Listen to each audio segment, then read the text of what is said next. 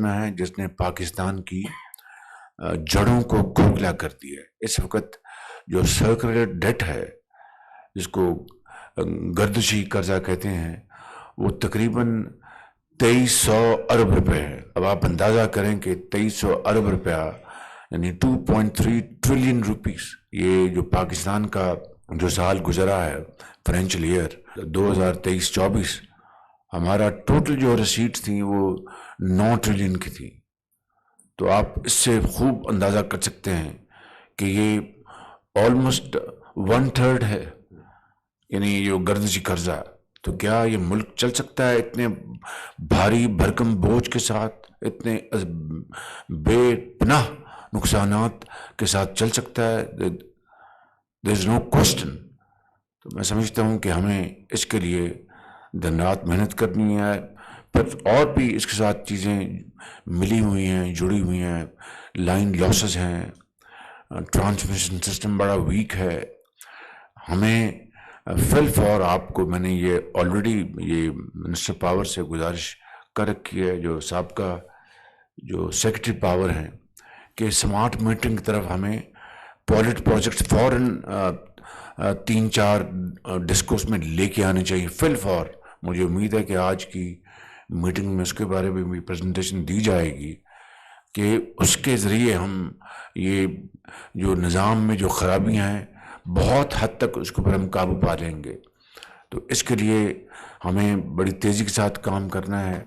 China کے ساتھ ہماری بات چیت جاری ہے، جو کول بیسڈ پاور پروجیکٹس ہیں انڈر سی پیک، ان کو ہم مکس کول کے ساتھ ہم چلائیں گے، جس سے تھر کول اور امپورٹڈ کول کی ایک ان کا مکس ہوگا، جس سے کہ پاکستان سالانہ $1 ارب کے قریب اینولی اپنی بچت کر سکے گا۔ زرعی مبادلہ کی جو خرچ ہوتے ہیں ہمارے قیمتی جو امپورٹ کرتے ہیں فیول، اور اس کے اوپر جو انویسٹمنٹ ہوگی ٹو امپرووائز دا بوائلرس، اس کے اوپر بھی ہم چین کے ساتھ پوری طرح ہماری بات چیت چل رہی ہے، اور وہ حوصلہ افزا ہے۔ میں اس کی تفصیل میں اس وقت نہیں جانا چاہتا۔ اسی طریقے سے آپ کے یہ اوور آل سسٹم کی بات کر رہا ہوں کہ ایسے بعض بالکل گھسے پٹے جو پروجیکٹس ہیں جو کہ امپورٹڈ فیول کے اوپر وہ چلتے تھے، وہ بند پڑے ہیں۔ ان کی تنخواہیں ان کی وہ جا رہی ہیں، اربوں روپے سال کی تنخواہیں دی جا رہی ہیں، پرکس اینڈ پریولیجز دیے جا رہے ہیں۔ بعض پلانٹ سکریپ ہو چکے ہیں، اس کو بھی تنخواہیں جا رہی ہیں۔ تو یہ وہ چیلنجز ہیں جس کا آج پاور سیکٹر کو سامنا ہے۔ اسی طریقے سے میں نے 10-12 سال پہلے پلانٹس لگائے تھے حکومت پاکستان نے، LNG پلانٹس میاں نواز شریف صاحب کی لیڈرشپ میں، اور وہ دنیا کے بہترین پلانٹس ہیں آج بھی۔ ان کی جو ٹربائنس کی ان کی جو ایفیشنسی ہے وہ تقریباً 63%، 64% ہے۔ اس سے پہلے جتنے بھی آپ جانتے ہیں پلانٹس لگے ہیں، کسی کی بھی 52-54% سے اوپر ایفیشنسی نہیں ہے۔ اور یہ پلانٹس جو لگائے گئے بغیر کسی خود نمائی میں جائے، یعنی نیپرا کا جو ٹیرف تھا $8.5 لاکھ پر میگا واٹ، اس کے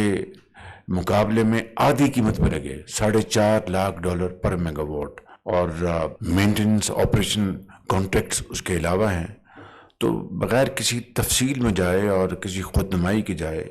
میں کہنا چاہتا ہوں کہ جو کام اگر انسان فیصلہ کر لے کہ ہم نے کرنا ہے تو اللہ تعالیٰ پر بڑی مدد فرماتے ہیں، اور اس میں کئی طریقے نکل آتے ہیں۔ اور اگر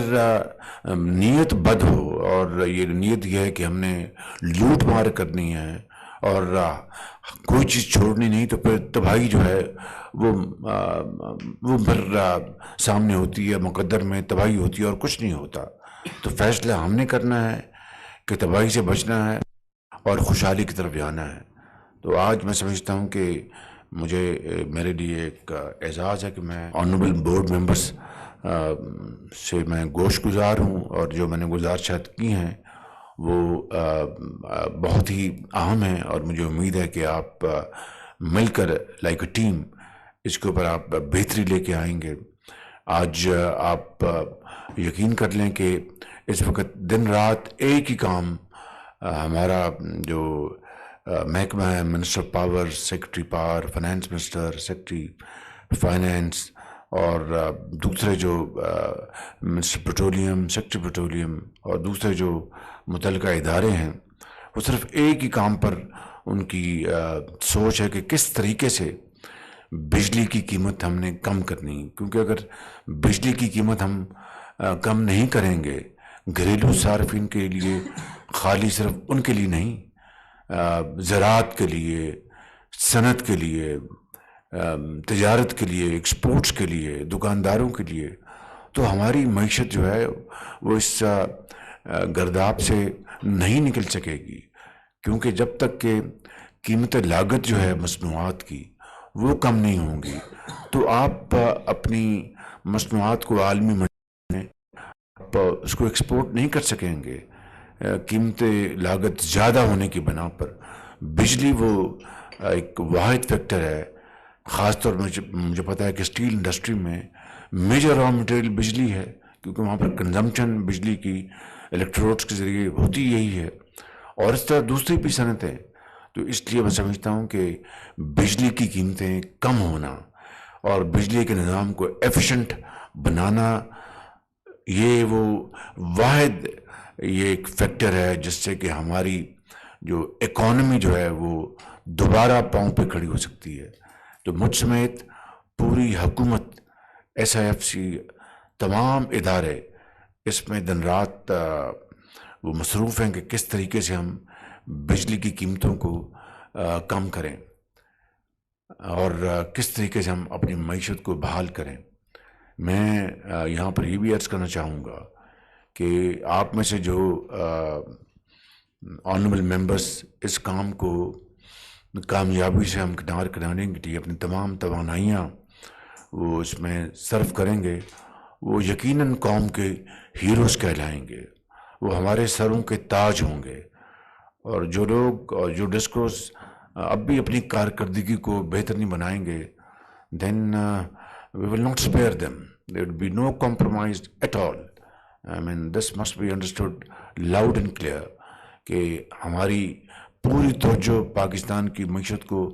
بحال کرنے کے لیے صرف ہو رہی ہے، تمام توانائیاں، اور اس میں جو ہمارے ساتھی ہیں ان کو ہم انشاءاللہ پبلک ریکگنیشن دیں گے، اور جو اس میں ہمارے شامل حال نہیں ہوں گے they will be not part of our team۔ اور میں یہ بھی بتا دوں کہ جو ماضی قریب میں جو ڈسکس تھے اس میں کئی سیاسی بھرتیاں تھیں، کئی ذاتی بھرتیاں تھیں، سب کا خاتمہ کیا گیا، اور اس میں کریڈٹ دوں گا منسٹر پاور کو کہ انہوں نے اس میں میری جو گائیڈ لائن تھی اس کو پوری طرح عمل کیا، فارمر سیکرٹری نے اس کو پوری طرح عمل کیا، اور ہم نے ان کو پورا سپورٹ کیا اس معاملے میں۔ تو میں ان الفاظ کے ساتھ آپ سب کا ایک مرتبہ شکریہ ادا کرتے ہوئے آپ کو دوبارہ خوش آمدید کہوں گا۔ ناظرین، وزیر اعظم محمد شہباز شریف کی بجلی تقسیم کار کمپنیز کے نئے تعینات ہونے والے چیئرمین اور بورڈ ممبران سے گفتگو۔ وزیر اعظم نے اپنی گفتگو میں کہا کہ بدقسمتی سے ڈیسکوز کے حوالے سے ہماری کارکردگی قابل تعریف نہیں رہی ہے، کرپشن، لیک آف ویژن اور مس مینجمنٹ اس میں سرایت کر گئیں۔ ڈسکوز کو ریفارم کر کے اچھے اور قابل لوگوں کو تعینات کیا گیا ہے۔ ان تعیناتیوں میں کئی